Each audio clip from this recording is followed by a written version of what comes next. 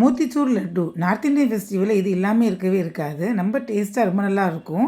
1 cup கடல மாவை இந்த மாதிரி சலிச்சு எடுத்துக்கலாம். அப்போ தான் லட்டு நல்லா சாஃப்டாக வரும். தண்ணி ஊற்றி தோசை மாவு பதத்துக்கு அரைச்சிக்கலாம். அப்புறம் ஒரு ஜல்லிக்கண்டியில் பூந்தியாக சுட்டு எடுத்துக்கலாம்.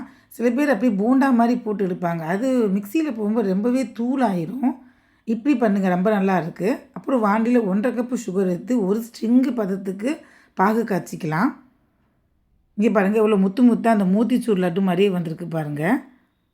அப்புறம் மிக்சியில் போட்டதை எடுத்து வானிலையில் போட்டுக்கலாம். கொஞ்சமாக கலர் உங்களுக்கு வேணும்னு ஆட் பண்ணிக்கலாம். ஆரஞ்சு இல்லை ரெட்டு ஏதாவது ஒன்று பண்ணிக்கோங்க. அப்போ தான் கலர்ஃபுல்லாக நல்லாயிருக்கும். போட்டு 5 நிமிஷம் கிளறிட்டே இருந்தீங்கன்னா நல்லா சுருண்டு வானிலையில் ஒட்டாமல் நல்லா வரும். ஒரு 10 நிமிஷம் ஆச்சு எனக்கு இப்படி வர்றதுக்கு. உங்களுக்கு வேணுன்னா பூசணி விதை இந்த சமயத்தில் போட்டுக்கலாம். ஆப்ஷனல் தான் அது. போட்டால் கலர்ஃபுல்லாக நல்லாயிருக்கும். அந்த ஸ்வீட் கடையில் வாங்கின மாதிரியே இருக்கும். கொஞ்சமாக நெய் ஊற்றிட்டு கடைசியில் நல்லா பிடிச்சிக்கலாம். பாருங்கள் எவ்வளோ நல்லா பிடிக்க வருது லட்டுன்னு.